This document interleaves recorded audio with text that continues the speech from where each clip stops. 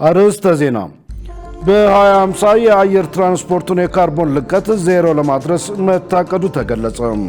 ኢትዮጵያ የኮፕ 32ን ጉባኤ እንድታዘጋጅ መመረጧ በዲፕሎማሲ ያላትን ተሰሚነት አልቆታል ተባለ።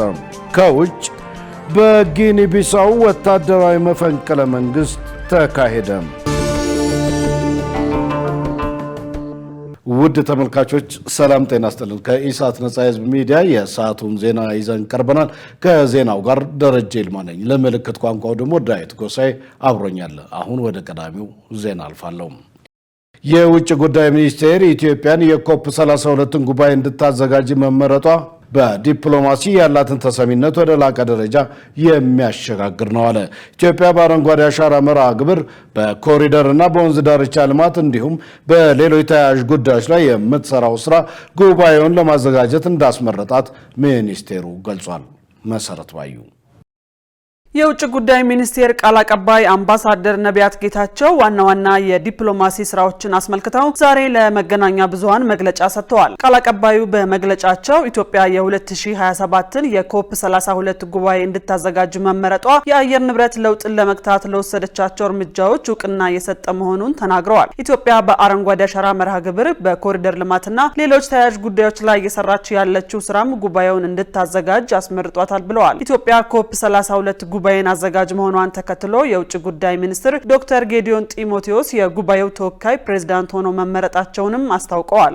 በአየር ንብረት ለውጥ ዲፕሎማሲ ኢትዮጵያ ለራሷ ብቻ ሳይሆን የአፍሪካ ድምጽም ሆና በተለያዩ የዓለም መድረኮች ላይ እየሰራች ትገኛለች።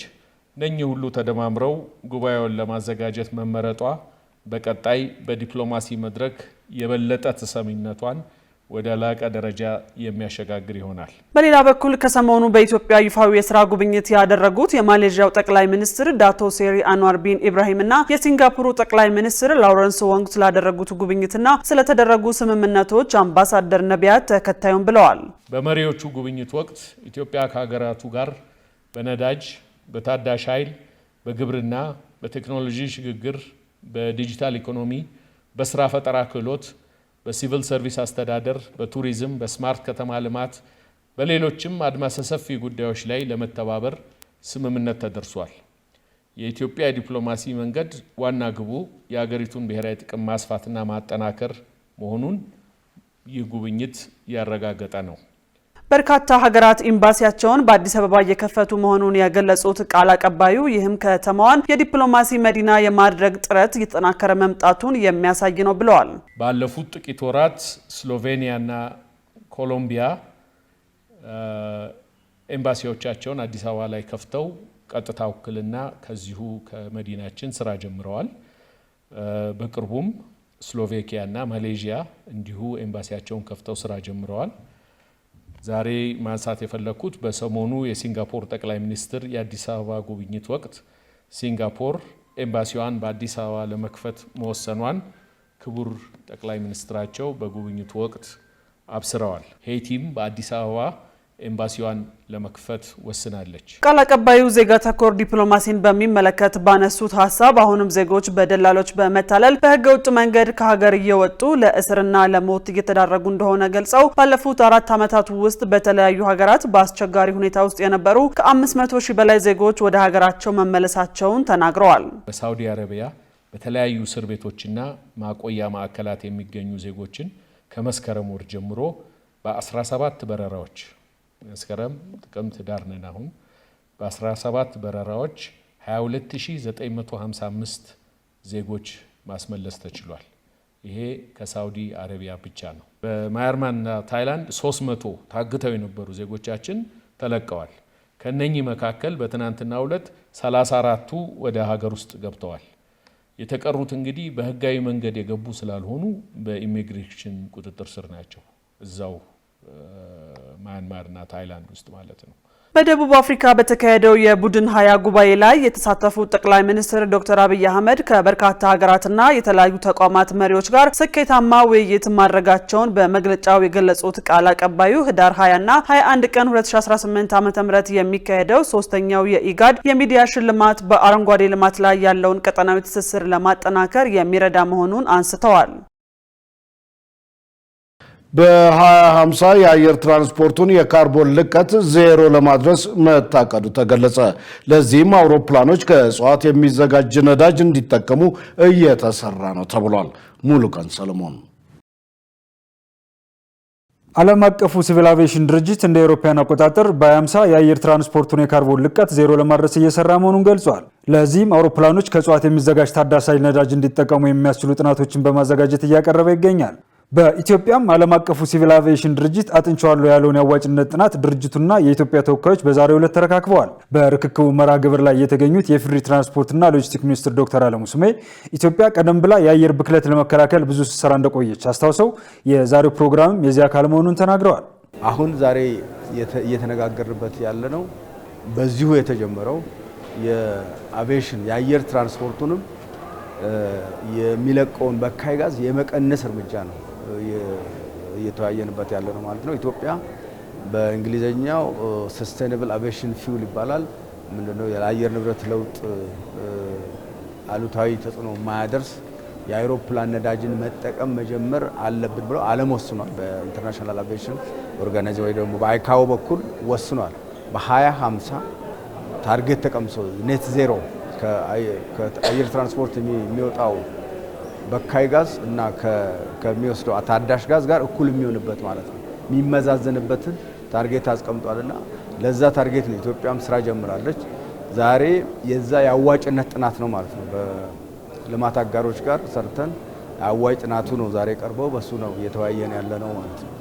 ኢትዮጵያ ባላት ሰፊ የእጽዋት ሀብትም የምግብ ዋስትናዋ ሳይጎዳ ለአውሮፕላን ነዳጅ የሚያገለግል ታዳሽ ኃይል የምታመርትበትና ከራሱ አልፋ ሌሎች የምትልክበት እድል እንዳለም አመልክተዋል። በቀረበው ጥናት ላይ በሱ ላይ የኛ የቱ ነው የሚያዋጣን? በጥናቱ መሰረት የቱ ነው እንግዲህ በጥናቱ እንደቀረበው እና እንደሚታወቀው ኢትዮጵያ በእርሻ ተስማሚ የአየር ንብረትና መሬት አላት፣ ሰፊ መሬት ያላት ነው ሀገር ነው። ከእርሻ ተረፈ ምርት የሚወጣ ታዳሽ ኢነርጂ አለ ለአውሮፕላን ነዳጅ የሚውል ሌሎችም ኢትዮጵያ ያላት እጽዋቶች አሉ እንደነ ጉሎ፣ ጎመን ዘር አሁን ሲቀርብ አይታችሁ ከሆነ ስናፍጭም ይሆናል። አሁን በጥናቱ ላይ እንዳያችሁ ከነዚህ የቱ ነው የሚያዋጣው? እንግዲህ የምግብ ዋስትናችንም ሳይጎዳ ለአውሮፕላን ታዳሽ ኢነርጂ በማምረት ለኢትዮጵያ አየር መንገድ ብቻ ሳይሆን ኢትዮጵያ ሸጣ ይሄንን የምታመርተውን ሸጣ የውጭ ምንዛሪ የምታገኝበትም እድል ስላለ በጥናቱ ላይ ተመርኩዘን የምንቀጥል ይሆናል። የኢትዮጵያ ሲቪል አቪዬሽን ባለስልጣን ዋና ስራ አስፈጻሚ አቶ ዮሐንስ አበራ በበኩላቸው ከእጽዋት የተዘጋጀ ታዳሽ ኃይል ከነባሩ የአውሮፕላን ነዳጅ ዋጋ ጋር ሲነጻጸር ውድ በመሆኑ ጥናቱን በአንድ ተግባራዊ ማድረግ አስቸጋሪ ይሆናል ብለዋል። ይሁን እንጂ ዓለም አቀፉ ሲቪል አቪዬሽን ድርጅት ያስቀመጠውን ግብ ለማሳካት ቀስ በቀስ ተግባራዊ መደረጉ እንደማይቀር አረጋግጠዋል። አሁንም በዓለም አቀፍ በረራዎች 2% ታዳሽ ኃይል በመቀላቀል እየተጠቀሙ መሆናቸውን ነግረውናል። ይሄ የአቪዬሽን ሰስተይነብል አቪዬሽን ፊውል የሚባለው ስፔሲፊካሊ የሱ አዋጭነት ጥናት ከፋይናንስ አንጻር ነፃ ነው ማለት አይደለም። በጣም ኤክስፔንሲቭ ፊውል ነው ሲጠና፣ ግን ዓለም እየሄደችበት ያለበት አቅጣጫ ነው። ግን ኢንተርናሽናል ሲቪል አቪዬሽን በ2050 ላይ ኔት ዜሮ አረጋለሁ ካርበን ልቀትን ብሎ ተነስቷል። እንደ ኢትዮጵያ ላለ ትልቅ የአቪዬሽን ኢንዱስትሪ ላለው ወይም ደግሞ ከአፍሪካ ቀዳሚ አየር መንገድን ለያዘ ሀገር ደግሞ ይሄ በጣም ትልቅ ኢምፓክት አለው እና ኢነሲስ ምን ለማለት ፈልጌ ነው አየር መንገዱ በአንድም በሌላ መንገድ ይህን ሰስተይነብል አቪዬሽን ፊውል ወይም ኢሳፍ እንዲጠቀም ይገደዳል። ለምሳሌ አሁን እንደ ማሳያ አውሮፓዎች ወደ 2% ገደማ እንድንቀላቀል ግዴታ ጥለውብናል። ከሰነድ ርክክቡ ጎን ለጎን ከተጋባዥ ባለድርሻ አካላት ጋር ውይይት የተካሄደ ሲሆን በውይይቱም ይህ የዓለም አቀፉ ጥናት የኢትዮጵያን ጥቅም በማይጎዳ መልኩ በጥንቃቄ መተግበር እንዳለበት ተነስቷል። በአማራ ክልል እስካሁን የመማር ማስተማር ስራ ያልጀመሩ ትምህርት ቤቶች እንዳሉ የክልሉ የሰላምና ጸጥታ ቢሮ አስታወቀ። በክልሉ የተለያዩ አካባቢዎች የሚፈጸመው የሰዎች እገታ ሙሉ በሙሉ ባይቆምም መቀነሱን ግን ቢሮው አመልክቷል። ሰላማዊት ሙሉጌታ በአማራ ክልል ባለው የሰላም እጦት ሰዎች እንደ ልብ ከቦታ ቦታ መንቀሳቀስ እንደማይችሉ ይገለጻል። የጸጥታው ችግር በአገልግሎት ሰጪ ተቋማትና በንግድ እንቅስቃሴም ላይ ተጽዕኖ አሳድሯል። ከዚህ አለፍ ሲልም በግጭቱ ሳቢያ በሴቶችና ሕጻናት ላይ የሚፈጸሙ ጥቃቶች እየጨመሩ መሆናቸውን ሪፖርቶች ያመላክታሉ። ይህንን ጉዳይ አስመልክቶ ኢሳት የክልሉን የሰላምና ጸጥታ ቢሮ አነጋግረዋል። የቢሮው ኃላፊ ዶክተር እሸቱ የሱፍ በሰጡት ምላሽ በክልሉ አሁን ላይ አንጻራዊ ሰላም መኖሩን ገልጸው አንዳንድ አካባቢዎች ላይ የተወሰኑ ትምህርት ቤቶች የመማር ማስተማር ስራ አለመጀመራቸውን ተናግረዋል። ጸጥታ መዋቅራችን ከዚህ በፊት በርከት ያለው ያው የኛ መሳሪያ ነው ይዞ ሂዶ የነበረው የኛን ታጣቂና የኛን ሚሊሻ የኛን ልዩ ኃይል ነበር ወስዶ የነበረው። ነገሩን እየተገነዘበ ሲመጣ የልዩ ኃይሉም ፈርሶ የነበረው ልዩ ኃይልም ተመልሶ የጸጥታ መዋቅራችን አካል ሆኗል። ከኛ ጋር ወጥቶ የነበረው ኃይልም ተመልሶ የኛ ኃይል እየሆነ የጸጥታ ስራውን እያስከበረ ይገኛል። በአጠቃላይ የክልሉ የጸጥታ ሁኔታ በከፍተኛ ደረጃ መሻሻል ይታይበታል። የትምህርት ተቋማት ድሮ ባለፈው ዓመት ከነበረው ዘንድሮ በርከት ያሉ ተማሪዎች የተመዘገቡበት ነው። ብቻም ሳይሆን መምህራን በአግባቡ ስራቸውን እያከናወኑ ያለበት ሁኔታ ነው የሚታየው። አንዳንድ የተወሰኑ ኪስ የሆኑ ቦታዎች የትምህርት ያልተከፈተባቸው ይኖራሉ። እነዚህን ደግሞ በሂደት ትምህርት እንዲከፈት ትግል እያደረግን ነው። ጤና ጣቢያዎች፣ የጤና ተቋማት በሙሉ የሕክምና አገልግሎት እየሰጡ ነው ያሉት። በሌላ በኩል ክልሉ ከሌሎች አካባቢዎች ጋር የሚደረገው ግንኙነትና የንግድ እንቅስቃሴ ካለፉት ጊዜያት አንጻር የተሻለ መሆኑን አንስተው የሰዎችን እገታ በተመለከተ ችግሩ ሙሉ በሙሉ ባይቀረፍም መቀነሱን ግን ተናግረዋል። የንግድ ሸቀጦች ወደ ከተማዎቹ ወደ ባህር ዳር ይመጣል፣ ወደ ደሴ ይሄዳል፣ ወደ ደብረ ማርቆስ ይሄዳል፣ ወደ ተለያዩ አካባቢዎች የሚሄድበት ሁኔታ ስላለ የሸቀጦች ዝውውርና የንግድ እንቅስቃሴው እለት በእለት እየተሻሻለ እየመጣ ያለበት ሁኔታ ነው ያለው። እገታን በሚመለከት ከአሁን በፊት ጠንከር ያለ ነበረ። አሁን አጋቾችን እያደን እየያዝን እርምጃ እየወሰድን ነው። ቀንሷል። እገታ ጠፍቷል፣ ሙሉ በሙሉ ጠፍቷል ባይባልም እንኳን ቀንሷል። በከፍተኛ ህብረተሰቡ ማምረሯል። አሁን መስመርም ላይ ስለማይገኝ ጽንፈኛ ቡድኑ በየስርቻውና በየሸለቆ ስለሆነ ያለው መከላከያ ሲደርስበት ወይ የኛ ድማ መከላከል ወይ ስለማስከባሪ ሲደርስበት ይጠፋል። እንደገና ደግሞ መልሶ ይሰበሰብና የመዝረፍ የማገት ሁኔታዎች ቢኖሩም በርካታ እርምጃ ስለወሰድ የሚያግተው ኃይልም ላይ እርምጃ ስለተወሰደበት እየተመናመነ እየተዳከመ ሄዷል። ወደፊት ትግል የሚጠይቀን ነገር ይኖራል፣ ግን በአብዛኛው ሃንድል እያደረግን ነው ማለት ይቻላል። ዶክተር እሸቱ አክለውም በማህበረሰቡ የዕለት ተዕለት እንቅስቃሴ ላይ ከፍተኛ ጫና በመፍጠር ችግር የሆነውን የሰላም እጦት በመቅረፍ ክልሉ ወደ ቀደመው የሰላም ሁኔታ እንዲመለስ የሀገር ሽማግሌዎች፣ የሃይማኖት አባቶችና ማህበረሰቡ በትብብር መስራት እንዳለባቸው አጽንኦት ሰጥተው ተናግረዋል። እንደዚህ አይነት ሁኔታ በክልላችን አጋጥሞ ያው እንደዚህ አይነት ኋላ ቀር የሆነ ሀገርን የሚጎዳ ክልልን የሚጎዳ ህብረተሰብን የሚያበሳቆል ከትምህርት የሚገታ ለህብረተሰብ ማድረስ ያለብን አገልግሎት እንዳይደርሰው ማድረግ። ሽፍታም አለ። ሽፍታ ገንዘብ ነው የሚቀበለው። ከመንገደኛ ገንዘብ ይቀበላል። መኪና አስቁሞ ዘረፋ ያደርጋል። እዛው እጁ ላይ ያገኘውን ሊዘርፍ ይችላል። ድሮ አሁን ትምህርት ቤት እንዳይከፈት፣ አሁን ደግሞ የንግድ አገልግሎቶች ስራ እንዳይሰሩ የሚያደርግ ሽፍታ በታሪክ አይተን አናውቅም። እና ህብረተሰቡ ይሄን ማውገዝ አለበት። ወጣቱ ይሄን ማውገዝ አለበት። የሀገር ሽማግሌዎች ይሄን ማውገዝ አለባቸው። የሃይማኖት አባቶች ይሄን ማውገዝ አለባቸው። የሚዲያ አካላት ማውገዝ አለባቸው። በአፋር ክልል የኃይሊ ጉብ እሳተ ገሞራ ከመጨረሻው የበረዶ ዘመን በኋላ ለመጀመሪያ ጊዜ ፈንድቶ የዓለምን ትኩረት ስቧል። ፍንዳታው 14 ኪሎ ሜትሮችን ሽቅብ ወደ ሰማይ ያጓነው የአመድ ዳመና የኢትዮጵያን ድንበርና ቀይ ባህርን ተሻግሮ በሀገረ ህንድ በረራ ማስተጓጎሉ ተነግሮለታል። የኃይሊ ጉብ እሳተ ገሞራ ጊዜ አልፎና ጊዜ ቆጥሮ እንደ አርታኤሌ ሁሉ የቱሪስት መስህብ የሚሆን የእሳት ሐይቅ ይፈጥር ይሆን ወይስ? በጉዳዩ ላይ ትንታኔ ይዘናል። ዮሐንስ ተስፋ እንደሚከተለው ያቀርበዋል። ከግማሽ ምዕተ ዓመት አስቀድሞ የሰው ልጅ ጥንታዊት እናት ተደርጋ የተወሰደችው የድንቅነሽ ወይም ሉሲ ቅሪተ አካል በአፋር ስምጥ ሸለቆ መካከል በተገኘ ጊዜ እንደሆነው ሁሉ ባለፈው እሁድ የተከሰተው የኃይሊ ጉብ እሳተ ገሞራ ዛሬም የዓለምን ሕዝብ ትኩረት ስቧል። የሀገር ቤትና የውጭ የመገናኛ ብዙሃን ሲዘግቡት የሰነበቱት የእሳተ ገሞራ ፍንዳታ ከ12000 ዓመታት በላይ ተዳፍኖ የቆየና የኤርታሌ ግለታም ተራሮች ሰንሰለት አካለውም ተብሎለታል።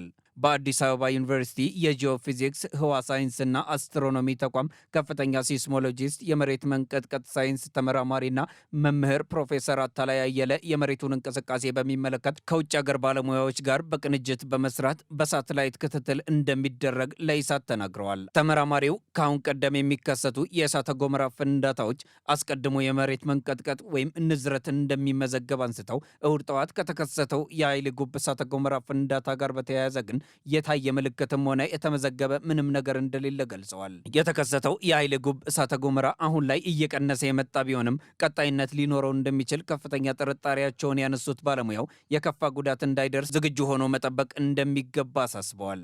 የአፋር ክልል ጤና ቢሮ በፍንዳታው ምክንያት የተከሰተው አመድና ብናኝ የጤና ጉዳት ስለሚያስከትል የአካባቢው ህብረተሰብ ጥንቃቄ እንዲያደርግ ወቅታዊ ማሳሰቢያ ሰጥቷል። ባለፈው እሁድ እሳተ ገሞራው የፈነዳበትን ቦታ የስነ ምድር ጥናት ባለሙያና ሀገር አስጎብኚው እንቁ ሙሉጌታ ከ1 ዓመት በፊት እንደተመለከቱት ለዶቼ ቬለ ተናግረዋል። እንቁ ወደ ቦታው ያቀኑት ከሌላ የእሳተ ገሞራ ተመራማሪ ጋር ነበር። የኃይል ጉብ ተራራ እንፋሎትና ጋዝ ሲያወጣ መመልከታቸውን የገለጹት እንቁ ሙሉጌታ ከባልደረባቸው ጋር ብዙ ነገሮችን በማንበብና 2 ቀን በዚያው በማደር ምርመራ በማካሄድ አሁን ወይም ወደፊት እሳተ ገሞራ ሊከሰት ይችላል የሚል ድምዳሜ ላይ ደርሰው ነበር። ይሁንና በእሳተ ገሞራው እየተጥመለመለ በአየር ላይ ወጥቶ በንፋስ አማካኝነት ቀይ ባህርን አቋርጦ የመንና ሰሜናዊ ህንድ የሚጓዝ አመድ ይከሰታል ብለው አልጠበቁም። በሌላ በኩል እሳተ ገሞራው በፈነዳበት ቦታ 30 ኪሎ ሜትር ክልል ውስጥ 9000 ሰዎች ገደማ እንደሚኖሩ የገለጸው የአውሮፓ ህብረት የሰብአዊ እርዳታና ሲቪል ጥበቃ ማዕከል ነዋሪዎቹ በተፈጠረው ብናኝ እንደሚጎዱ አስታውቋል። ወዲህ ደግሞ በፍንዳታው እስከ 14 ኪሎ ሜትር ወደ ሰማይ የመጠቀው ብናኝ ደመና ቀይ ባህርን ተሻግሮ ወደ የመን፣ ኦማን፣ ህንድና ሰሜን ፓኪስታን እንደደረሰ በፈረንሳይ የሚገኘው ትሉዝ የእሳተ ገሞራ አማካሪ ማዕከል አስታውቋል። በዚሁ አመድ ምክንያትም ኤር ኢንዲያ የተሰኘው የህንድ አየር መንገድ 11 በረራዎችን መሰረዙን አስታውቋል። የህንድ አቪዬሽን ባለስልጣን አየር መንገዶች ጭስና አመድ በታየባቸው አካባቢዎች በኩል ከመብረር እንዲቆጠቡ በጥብቅ አሳስቧል። የኢትዮጵያ አየር መንገድ በጉዳዩ ላይ ለቢቢሲ በሰጠው አስተያየት የእሳተ ገሞራው አመድ እስካሁን ድረስ በስራው ላይ ምንም መስተጓጎል እንዳልፈጠረ ቢገልጽም በዚህ እሳተ ገሞራ የተነሳ በተፈጠረው አመድ በህንድ ውስጥ የሚያደርጋቸው በረራዎች እንዲሰረዙ አቅጣጫቸውን እንዲቀይሩ ወይም እንዲዘገዩ ምክንያት ሆኗል ብሏል። በጭሱ የተሸፈነው የከባቢ አየር ክፍል ከባህር ጠለል በላይ 8.5 ኪሎ ሜትር እና በ15 ኪሎ ሜትር ከፍታ ላይ የሚገኝ ነው ሲሉ የህንድ ሜትሮሎጂ መስሪያ ቤት ዋና ዳይሬክተር ሚቱንጃይ ማትራ ለቢቢሲ ተናግረዋል። ዳይሬክተሩ በወቅቱ ጢሱ ሰኞ ምሽት ላይ ወደ ሰሜናዊ ህንድ እንደደረሰና ወደ ቻይና እያመራ መሆኑን ሲጠቁሙ ዛሬ ላይ ደግሞ እስከ ጃፓን ድረስ በመዝለቁ አክሳ የተባለ ሌላ አየር መንገድ ጅዳ፣ ኩዌትንና አቡዳቢን ወደ መሳሰሉ የመካከለኛው ምስራቅ መዳረሻዎች የነበሩትን የ2 ቀናት በረራዎች ሰርዟል። የአሜሪካው ስሚሶኒያን ተቋም ዓለም አቀፍ የእሳተ ገሞራ ጥናት ማዕከል ከበረዶ ዘመን መጨረሻ 12000 ዓመታት በኋላ በኃይል ጉብ የተከሰተው የእሳተ ገሞራ ፍንዳታ ቀጣይነት ሊኖረው እንደሚችል አስታውቋል። በዚህ አተያይ ይህንን የምድር ተፈጥሯዊ የእሳት ትንታግ ለማጥናት የዘርፉ ባለሙያዎች መምጣታቸው የሚጠበቅ ነው። የባለሙያዎቹ አመጣጥና ተግባር ከሙያቸው ጋር የተገናኘ የምን፣ ለምን፣ እንዴት፣ መቼ እና በምን ያህል መጠን የመሳሰሉትን ጥያቄዎች በማንሳት ለመመራመር መሆኑ ግልጽ ነው። ኢትዮጵያ እንደ ሀገር፣ የአፋር ህዝብ ደግሞ እንደ አካባቢ ነዋሪ ቀጣዩ ጊዜ ምን ይሆን የሚለው ግን ሁሉንም ያሳስበዋል። ምንምና መቼም ይሁን ግን ዛሬ እሳተ ገሞራ የተባለው የኃይል ጉብ ፍንዳታ እንደማያንቀላፋው ኤርታሌ ሁሉ የማያንቀላፋ የእሳት ሐይቅና ዘወትር የሚጎበኝ የቱሪስት መስህብ እንደሚሆን መገመት ይቻላል። ውድ ተመልካቾች ከኢሳት ነጻ የህዝብ ሚዲያ የሰዓቱ ዜና ወደ እናንተ መድረሱ እንደቀጠለ ነው። አሁን ደግሞ የቢዝነስ ዘገባዎችን ወደ እናንተ የምናደርስበት የአየር ጊዜ ላይ ደርሰናል። መሰረት ባዩ ትጠብቀናለች። ወደዛው እንለፍ።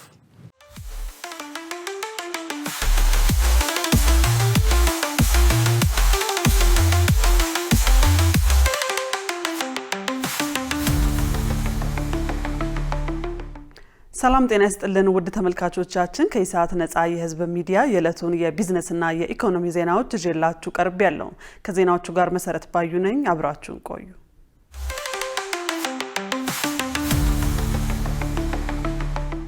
ኔዘርላንድስ በኢትዮጵያ በምግብ ደህንነት፣ በውሃ ሀብት አስተዳደርና በሌሎች የልማት መስኮች ያላትን አጋርነት እንደምታጠናክር አስታወቀች። የኢትዮጵያና የኔዘርላንድስ የዲፕሎማሲ አጋርነት በንግድና በኢንቨስትመንት መስክ እድገት እያስመዘገበ እንደሆነ በኢትዮጵያ የኔዘርላንድስ ኤምባሲ ምክትል የሚስዮን መሪ ፓውላ ሽናዳር ገልጸዋል። በኢትዮጵያ የኔዘርላንድስ ኤምባሲ ምክትል ሚስዮንና የልማት ኮርፖሬሽን መሪ ፓውላ ሽናዳር ኢትዮጵያና ኔዘርላንድስ በጋራ ተጠቃሚነት መርህ የተመሰረተ ጠንካራ ወዳጅነት ያላቸው ሀገራት ናቸው ብለዋል። የሁለቱ ሀገራት ታሪካዊ የዲፕሎማሲ ግንኙነትም በኢኮኖሚ ልማት የትብብር መስክ እድገት እያስመዘገበ እንደሚገኝ ተናግረዋል። ኔዘርላንድስ በኢትዮጵያ የምግብ ደህንነት፣ የውሃ ሀብት አስተዳደርና ሌሎች የልማት መስኮች ያላትን አጋርነት እንደምታጠናክርም ተናግረዋል። በኢትዮጵያ የግብርና ምርቶች ላይ እሴት በሚጨምሩ የንግድና ኢንቨስትመንት አማራጮች ላይ 100 የሚሆኑ የኔዘርላንድስ አልሚ ድርጅቶች መሰማራታቸውን ተናግረዋል። የኔዘርላንድስ አልሚዎች ኢንቨስትመንት የሀገሪቱን የንግድ አጋርነት በማጎልበት ኢኮኖሚያዊ የዲፕሎማሲ ትብብርን እያጠናከረ እንደሚገኝም አስረድተዋል። በዚህም ሁለቱ ሀገራት እንደ አውሮፓውያኑ አቆጣጠር በ1926 የጀመሩትን የንግድ ዲፕሎማሲ ግንኙነት 100ኛ ዓመት በመጪው የፈረንጆቹ 2026 እንደሚያከብሩ አስታውቀዋል። የኢትዮጵያ አየር መንገድ ፍሌክስ ሴሌክት ፕላትፎርም መጠቀም ጀመረ። የኢትዮጵያ አየር መንገድ ፍሌክስ ሴሌክት ፕላትፎርም አገልግሎት ተግባራዊ ለማድረግ ከዓለም አቀፉ የቴክኖሎጂ ድርጅት አሴሊያ ጋር በመተባበር እየሰራ ነው ተብሏል።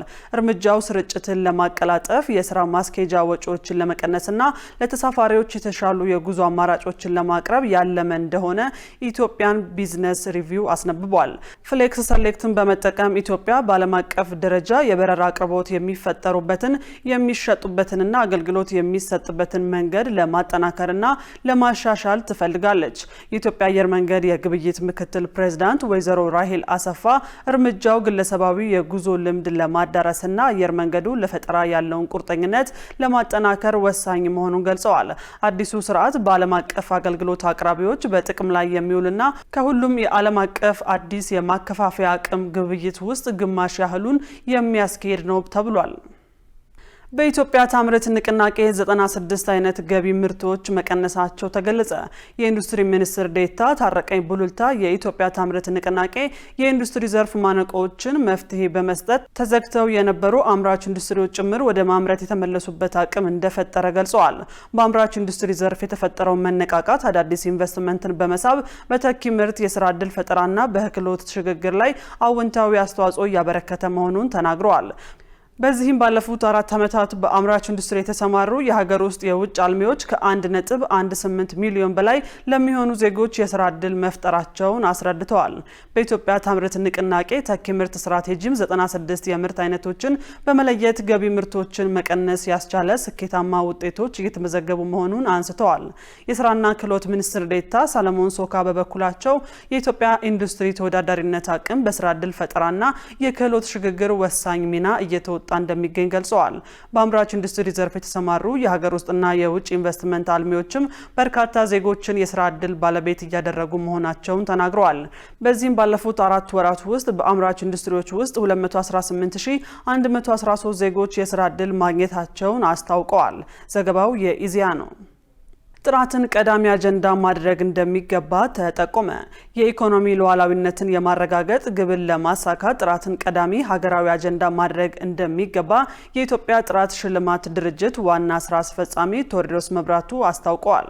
ድርጅቱ ለጥራት ልዩ ትኩረት የሚሰጥ የሽልማት መርሃ ግብር በማዘጋጀት በኢትዮጵያ ያሉትን አምራችና አገልግሎት ሰጪ ድርጅቶች የዓለም አቀፍ ተወዳዳሪነት ብቃት ማሳደግ ላይ እየሰራ ይገኛል ብለዋል።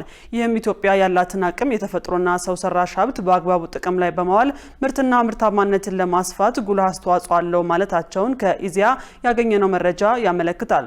ድርጅቱ በየዓመቱ የሚያካሄደው የጥራት ሽልማት ውድድር የተቋማትን የማምረት አቅም ለመጨመርና ጥራትን ለማስጠበቅ አስቻይ ሁኔታ እየፈጠረ ስለመሆኑም ኃላፊው ጠቁመዋል። ዋና ስራ አስፈጻሚው አክለውም ዘንድሮ በሚካሄደው 12ኛው የጥራት ሽልማት 65 ተቋማት የጥራት ውድድር ለማካሄድ መመዝገባቸውን አንስተው ከነዚህ ውስጥ 63 ተቋማት እስከ ውድድሩ ፍጻሜ የተጓዙ ሲሆን ባስመዘገቡት ውጤት ላይ በመመስረት የጥራት ተሸላሚ እንደሚሆኑ ገልጸዋል። የኢትዮጵያ ጥራት ሽልማት ህዳር 20 ቀን 2018 ዓ.ም እንደሚካሄድ ታውቋል። ውድ ተመልካቾቻችን አሁን ደግሞ በዕለቱ በተመረጡ ባንኮች ያለውን የውጭ ምንዛሬ ዋጋና የብሔራዊ ባንክ የወርቅ ግብይት መረጃ ተከታትለን እንመለስ።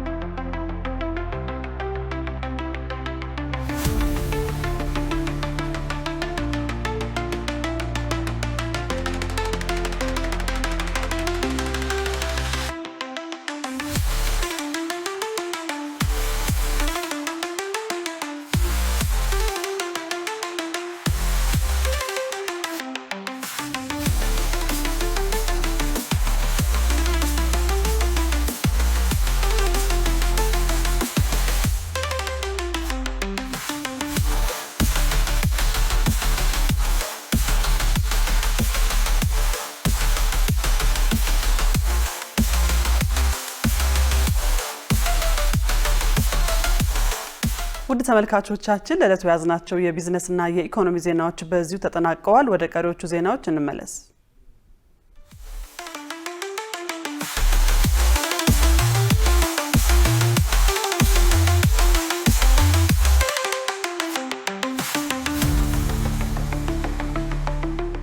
ውድ ተመልካቾች ከኢሳት ነጻ ህዝብ ሚዲያ የሰዓቱ ዜና ወደ እናንተ መድረሱ እንደቀጠለ ነው። አሁን ደግሞ ወደ ውጭ ዘገባዎች አልፋለሁ። በጊኒ ቢሳው የሚገኙ ሁለቱ እጩዎች በፕሬዝዳንታዊ ምርጫው ድል እንዳገኙ ካሳወቁ ከአንድ ቀን በኋላ ወታደራዊ መኮንኖች ሀገሪቱን መቆጣጠራቸውን አስታወቁ። ራሳቸውን ስርዓትን ለማስመለስ ያለመ ከፍተኛ ወታደራዊ አዛዥ በማለት የሰየሙት መኮንኖቹ የምርጫው ሂደት ላልተወሰነ ጊዜ እንዲቆምም አውጀዋል። ዮሐንስ ተስፋ በጊኒ ቢሳው የፕሬዝዳንታዊ ምርጫ ውጤት ሊገለጽ ሰዓታት ሲቀሩ በዋና ከተማዋ ቢሳ የተኩስ ድምፅ ተሰማም። ወታደሮች ፕሬዝዳንታዊውን ቤተ መንግስትና የምርጫ ኮሚሽንን ሲከቡ፣ ሰዎች ተበታትነው ከሩምታ ተኩስ ለመሸሽ ሲሞክሩ ታይተዋል። የሀገሪቱን ስልጣን የተቆጣጠሩት ወታደራዊ መኮንኖች ናቸው። እነርሱም ይህንን ያደረግነው በሀገሪቱ ላይ የተቃጣውን የማተራመስ የድምፅ አሰጣጥ ሂደቱንና ውጤት የመቀየር ሙከራ ለማስቆም ነው ብለዋል። ይህ መፈንቅለ መንግስት የተካሄደው ባለስልጣናት የመጨረሻውን የምርጫ ውጤት ሊያሳውቁ ካቀዱበት ከአንድ ቀን በፊት ነበር።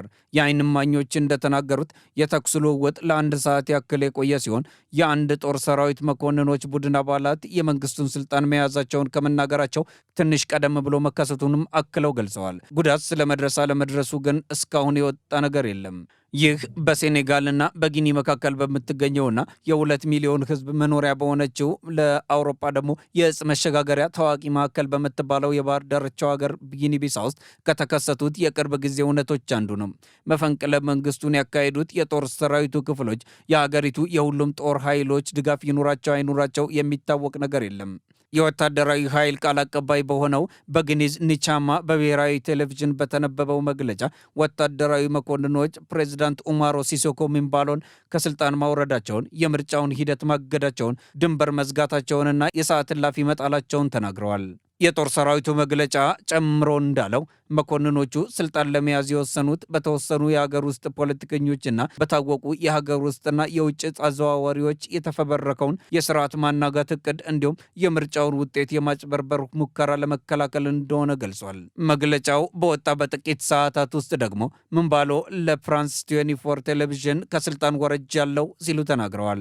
መኮንኖቹ በቁጥጥር ስር እንዳዋሏቸው ባይገልጹም የጸጥታ ምንጮች ለሮይተርስ እንደተናገሩ በጦር ሰራዊቱ አለቃ ጽህፈት ቤት ተይዘው እንዳሉ ታውቋል። ምንጮቹ በተጨማሪም በምርጫው ዋነኛ ተፎካካሪያቸው የነበሩት በርናንዶ ዲያዝ እና የቀድሞው ጠቅላይ ሚኒስትርም በእስር ላይ መሆናቸውን ተናግረዋል። ምባሎም ሆኑ ዲያዝ በመጀመሪያው ዙር ድል እንዳገኙ ተናግረው ነበር። የምባሎ ቃል አቀባይ ለሮይተርስ እንዳሉት ከሆነ ደግሞ ያልታወቁ ታጣቂዎች የምርጫ ውጤት ማስታወቂያ እንዳይኖር የምርጫ ኮሚሽኑን አጥቅተዋል። ዲያዝ ከዚህ ጥቃት ጀርባ እንዳለም ተናግረዋል። የዲያዝ ደጋፊዎች ግን ይህንን ያስተባብላሉ።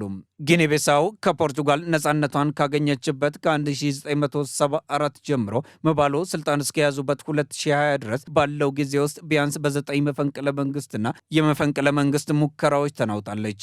ያ የፖለቲካ ድግግሞች ይህንን ቀውስ እየቀረጸ ላለው ሌላ ኃይል ማገዶ ሆኗል። የተባበሩት መንግስታት ድርጅትና የዩናይትድ ስቴትስ እጽ ማስፈጸሚያ ኤጀንሲ ጊኒ ቢሳውን የእጽ አዘዋዋሪዎች ሀገር ማለትም ቁልፍ መሸጋገሪያ ማዕከል አድርገው ፈርጀዋታል። የላቲን አሜሪካ እጽ አዘዋዋሪዎች ኮኬን ወደ አውሮፓ የሚያንቀሳቅሱባት እንደሆነችና ብዙውን ጊዜ አዘዋዋሪዎቹ ከወታደራዊ ኃይል እገዛ ያገኛሉ ተብሎም ይገመታል። ለተርታው ህዝብ ግን ይህ የቅርብ ጊዜ መፈንቅለ መንግስት ማለት በጠመንጃ በፖለቲካ እና በሀያላን የሰንሰለቶች በሚቀረጹት የስልጣን ሽኩቻዎች ምህረት እንደገና መኖር ማለት ነው። መረጃውን ስናጠናቀር አልጀዚራና ሮይተርስን ዋቢያችን አድርገናል። በቻይና ሆንግ ኮንግ በተነሳ የእሳት ቃጠሎ የ44 ሰዎች ህይወት አለፈ። ታይፓ በተሰኘ ስፍራ የደረሰው የእሳት አደጋ በ3 ረጃጅም የመኖሪያ ህንፃዎች ላይ ጉዳት ያደረሰ ሲሆን በቃጠሎው 44 ሰዎች መሞታቸውና 279 ሰዎች ደግሞ የገቡበት ያለመታወቁ ተዘግቧል። ከህንፃዎች ውጪ እንደተቀሰቀሰ የታመነው እሳት በአካባቢው ለዳግም ግንባታ በነበረ መወጣጫ በፍጥነት ተዛምቶ መስፋፋቱ ታውቋል። ይህ አደገኛ እሳት ወደ ሌሎች ህንፃዎች እንዳይዛመት ለማስቆም ከ800 በላይ የእሳት አደጋ ሰራተኞች በአካባቢው ተሰማርተዋል። 18 ሰዓታትን ባስቆጠረው ቃጠሎ ከሟቾች መካከል አንድ ህፃንና አረጋዊ ሰው ሲገኙበት በእሳት ማጥፋት ዘመቻው የተሳተፈ አንድ የእሳት አደጋ ሰራተኛ ህይወቱ ማለፉ ተገልጿል። በተጨማሪም 29 ሰዎች እንዲሁ በሞትና በህይወት መካከል ስለመሆናቸው ታውቋል። አደጋውን ተከትሎ የህንፃዎቹ 3 የግንባታ ኃላፊዎች በቁጥጥር ስር መዋላቸው ተሰምቷል። በአደጋው ወቅት የጠፉትን ሰዎች በማፈላለግ ሂደት የሟቾች ቁጥር ከፍ ሊል እንደሚችል ይጠበቃል ሲል አልጀዚራ ዘግቧል። ውድ ተመልካቾች ከኢሳት ነጻ ህዝብ ሚዲያ የሰዓቱ ዜና እስካሁን ነበር። ከዜናው ጋር ደረጀ ይልማ አብሬያችሁ ቆይቻለሁ። ለምልክት ቋንቋውም እንደዚሁ ዳዊት ጎሳዬ አብሮኝ ቆይቷል። ከቀሪ የኢሳት ዝግጅቶች ጋር ሰናይ ጊዜ